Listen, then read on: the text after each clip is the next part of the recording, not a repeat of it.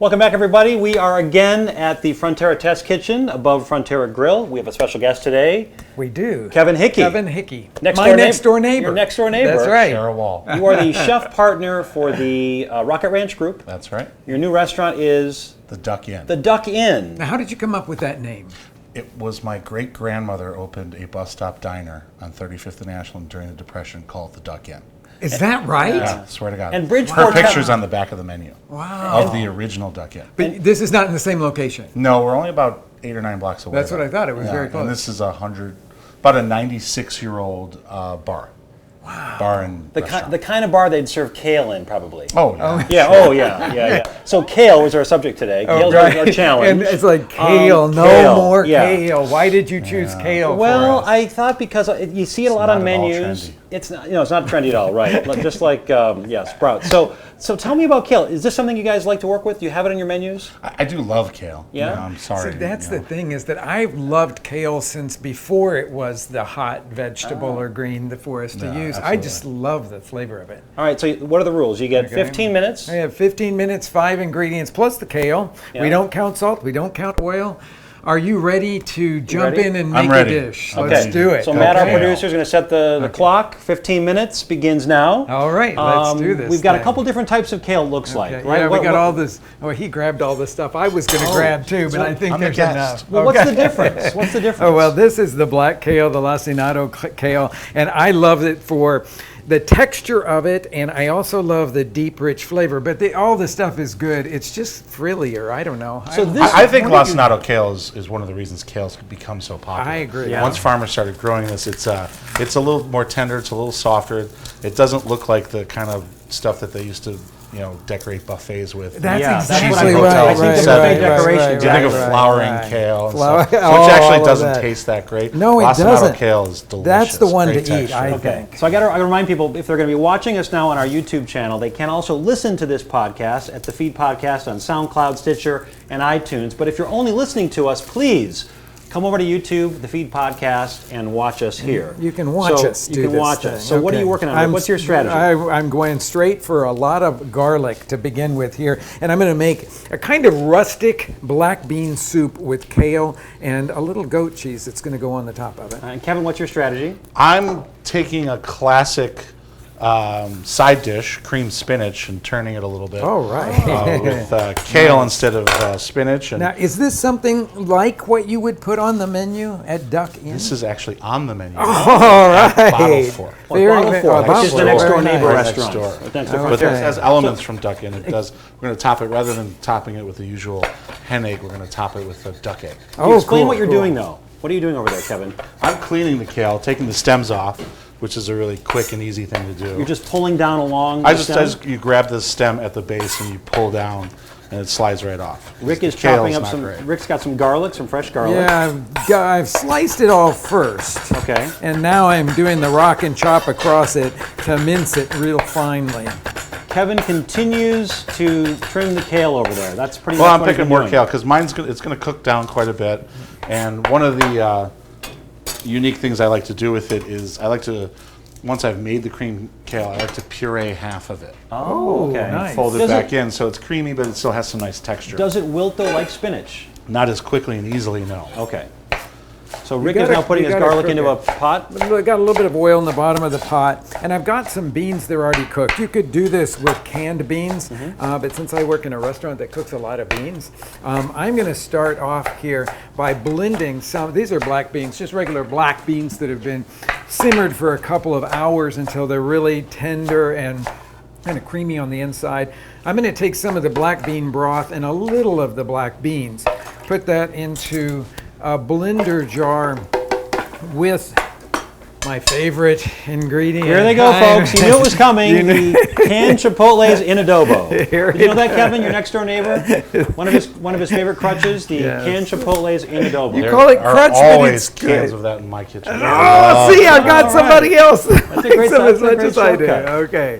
We'll see if he uses a microwave in a little bit, Smoke folks. With it. these. No, I'm actually steaming. not That's going to do harsh. that That's today. Okay, so I'm going to put Well, I don't know. Maybe I'll just do one and a little bit of the canning liquid because I'm not going to be making too much of this here. But real quickly, the black beans you have in this bowl, yes. would they buy them in a can, or you're saying you get the dry beans and soak them first like this? Well, well, this is soaked and simmered. Yeah. Okay, but what you could buy is just buy cans of beans and make this same dish. Okay. And that would make it go super fast. Okay, so the blender, you've got a little bit of that liquid plus the chipotle. And a few of the beans that are in there, and that's going to be blended until it's completely creamy. And then we've got our garlic over here that's, well, it's just now about very aromatic, starting to get a little bit of brown. I want to jump over to Kevin because you just got something on the stove. What do you have over there, Kevin? Wild boar bacon.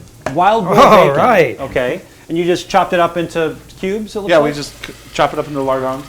We're going to render off the fat, so then we don't have to introduce any other ingredients. So we'll use the fat to cook the shallots, the garlic, and then the kale, and then we'll also use the fat from the bacon to fry up the eggs. But again, it doesn't have to be wild boar for folks who couldn't find it. You could just use a bacon. It should be a smoked bacon or... I would do a smoked bacon. A smoked bacon. Want that flavor. Okay. Okay, so Rick, I'm sorry, you added some of... So that blended black bean and chipotle mixture went into the sautéed garlic, and the aromas are getting to be really delicious smelling over here because we just allowed that garlic to cook long enough for it to release its aroma and just get the slightest hint of brown. We're a third of the way through. We've got 10 minutes to go. And Rick now is going to be ladling in a little bit more of the beans. Now I'm going to, yes, the beans and their broth, because I want this to be a kind of hearty and rustic black bean soup. And I'm going to just walk over here to see what Kevin is doing now. You're adding something else to... We're adding some shallots. Okay, just chopped chopped shallots. Finely chopped shallots, finely minced garlic. Now, how do you know when you've cooked this bacon enough? Is the fat rendering off of it? Yeah, when it starts to get a little crisp. Crispy, okay. Yeah, all right. I've got a decent amount of fat coming off of it. Okay, Rick's got his lacinato kale that you're just chopping. Now, you didn't trim this, did you? I didn't, because I like the texture of that rib that's in the middle of the kale leaf. Okay. So I just cut it all up together. Yeah, very important to point out, there is a big difference here. That we talked about earlier, that the sort of the buffet garnish kale, that is not what you're using. You're using the lacinato. I'm using the lacinato, or sometimes called dinosaur kale. That's what I've seen, dinosaur kale. Dinosaur kale. Okay. Or black kale. Black or kale. Black kale. Tuscan kale. Tuscan. All interchangeable? Well, they're all the same thing. Okay. Exactly. All right. All right, so I've got this thing simmering away over here, and I want to give it a little taste because I want to see where I am with the spiciness of it and how much garlic I put in there. Now, that noise I just heard was a little bit of oil popping. You've got some oil and a skillet also that you're heating up? I do, because I'm going to make a little crispy tortilla garnish to go on the top of it. 8 minutes to go, by the way, Kevin. What I better get these Get the tortillas going. 8 minutes to go. Okay. Kevin has just transferred a bunch of that kale now, that lacinato / black / dinosaur kale, into your saute pan with the shallots, garlic, and lardons of bacon. Beautiful. Okay. It smells really good in here, folks, too, by the way, I should point out. I would hope so. Yes. A little salt and pepper over there. Mm-hmm. And so that's going to wilt, but not as much as spinach. Well, it'll wilt down to get very, very soft, but Yep. it will take considerably longer than spinach does. Okay. Oh, here comes a little bit of flavor boost. A little bit. Heavy cream. Kind of eyeballing it there. What do you got, half a cup? I'd to a say cup? 3.4 ounces. 3.4 ounces, okay. Now, Rick's, I'm what have you starting to fry some little crispy tortilla strips here. Okay. I'm going to turn the temperature up a little bit. is more, I by the just way? have about 3/4 of an inch of oil in a small skillet here, and add the little tortilla strips. So this is just corn tortilla, the kind that you could buy in a grocery store. And I'm going to let them fry until they're very crispy. Less than 5 minutes? All right, so the egg you're going to do at the very last minute? The egg will be the last thing I do. Okay. Once I get the kale cooked to a point that I feel it's tender enough, that I'll blend up a little bit of it. Okay. Pour it back in, gives it a really creamy texture, great bright green color. Bright green color is what I would imagine. 4 minutes? That sounds like a really great thing. 4 minutes to go. Okay. Rick is removing some of his kale. He's got yes. a little heavy on the kale. A little heavy on the kale there. I got a little excited about the kale. I get I've you a got little crispy Yes, tortillas please here. help Ooh. yourself to one there. And I'm going to go like this. So this is like a a Tuesday, Wednesday night soup you're going to do Yeah. at home, really super casual. Right. And I'm going to put in it some goat cheese. You could put any kind of cheese that you happen to have on hand that's going to be bright tasting. That's kind of what I would like for this particular dish.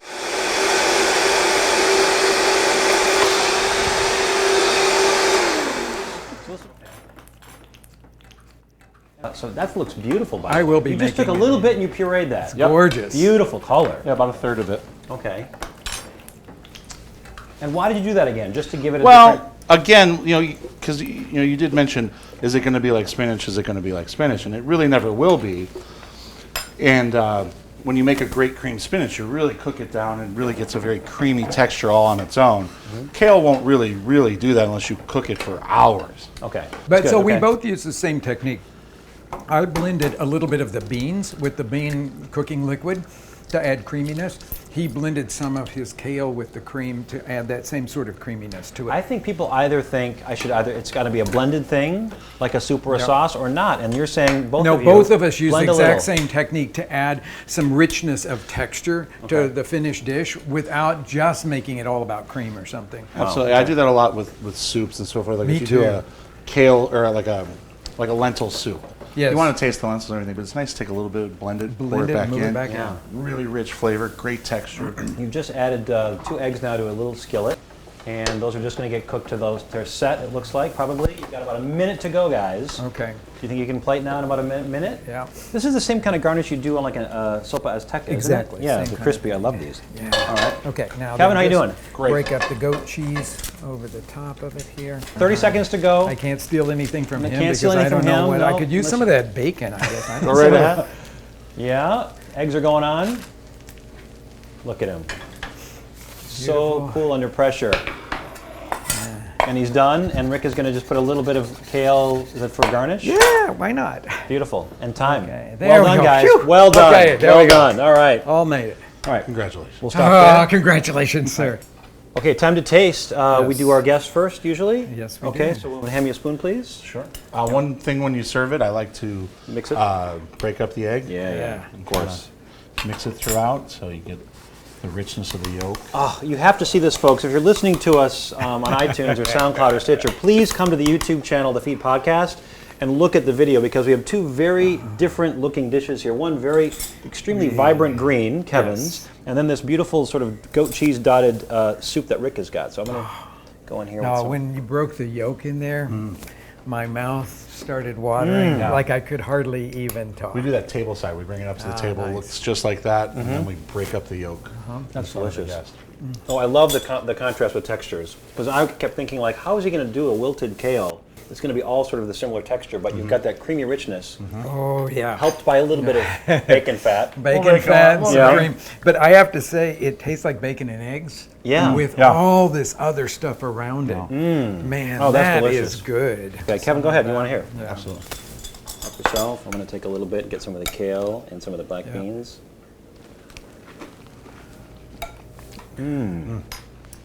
Delicious.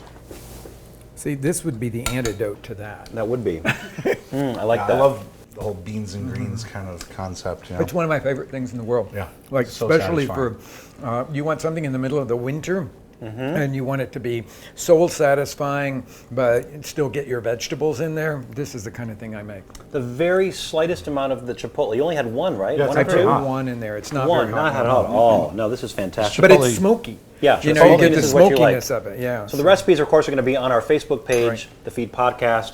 We'll probably throw them up on our YouTube as well, but be sure to check us out on YouTube, The Feed Podcast, and go see Kevin Hickey at Bottle Fork or the Duck Inn in Bridgeport. Yep. Kevin, thanks so much. A hot new Nate. Pleasure to be here. Thank you, Yeah. sir. Thanks, Rick.